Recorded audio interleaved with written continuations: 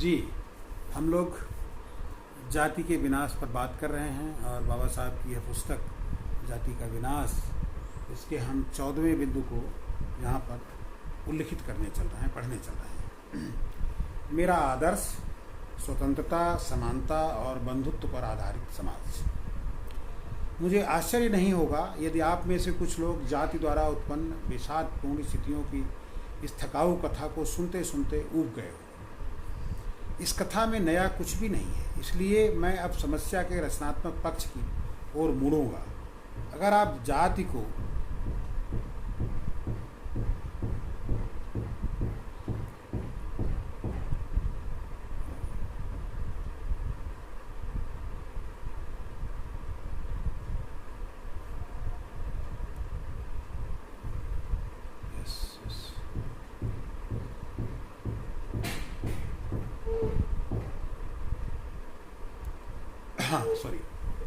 इस कथा में नया कुछ भी नहीं है, इसलिए मैं अब समस्या के रचनात्मक पक्ष की ओर मुड़ूंगा।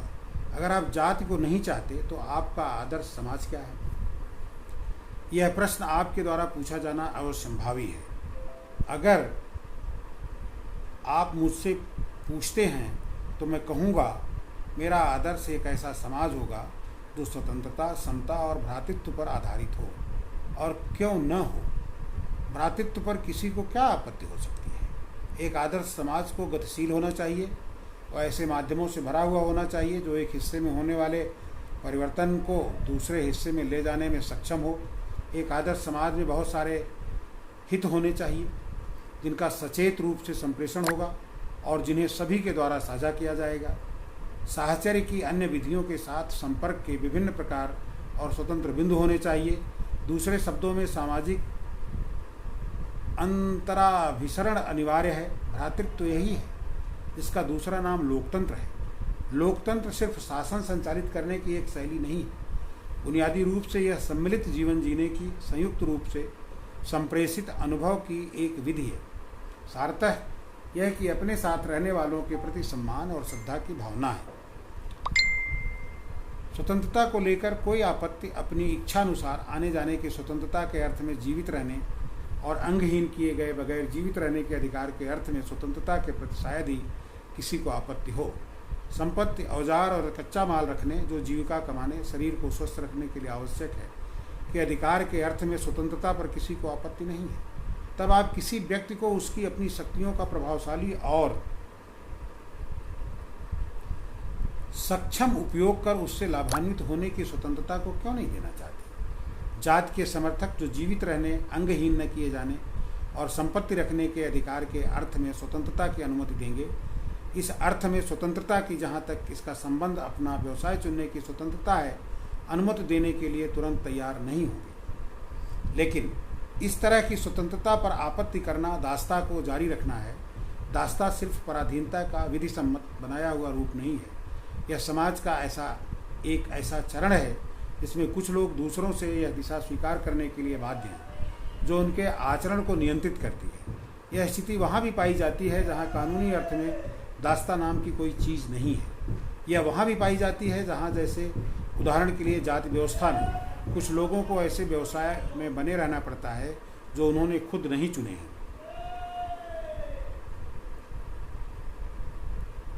समानता पर कोई आपत्ति फ्रांसीसी क्रांति के नारे का यह सर्वाधिक विवादास्पद हिस्सा है। समानता पर आपत्तियां तार्किक हो सकती हैं और यह तो स्वीकार करना ही होगा कि सब मनुष्य समान नहीं होते।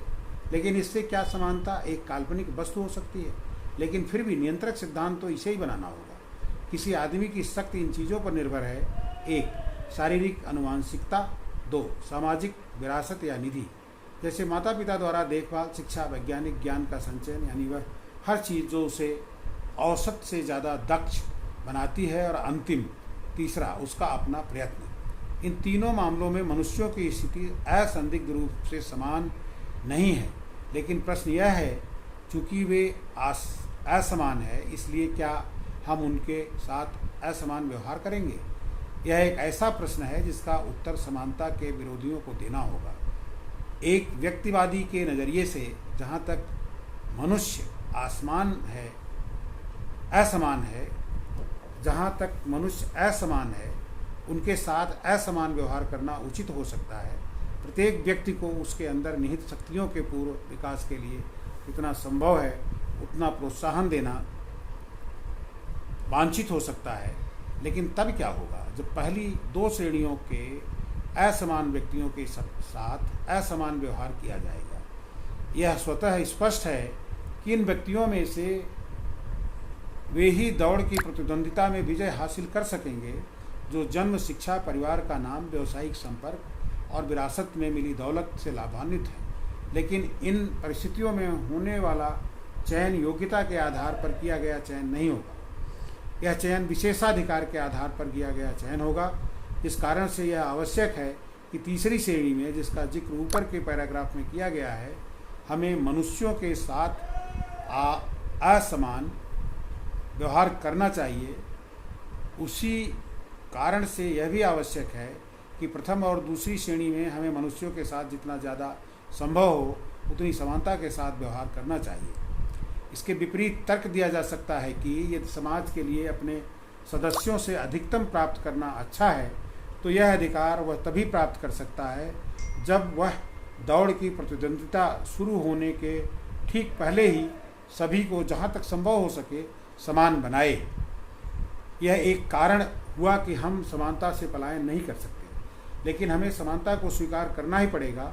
इसका दूसरा कारण भी है, राजनेता का सरोकार बहुत बड़ी जनसंख्या से होता है। उसके पास न तो इतना समय होता है न इतनी जानकारी कि वह प्रत्येक व्यक्ति की आवश्यकता या योग्यता के अनुसार उसका अलग अलग मूल्यांकन कर उसके साथ न्याय कर सके। मनुष्यों के साथ न्याययुक्त व्यवहार कितना ही अभिलाषित या तर्कसंगत हो, मानवता का पृथक्करण या वर्गीकरण नहीं किया जा सकता।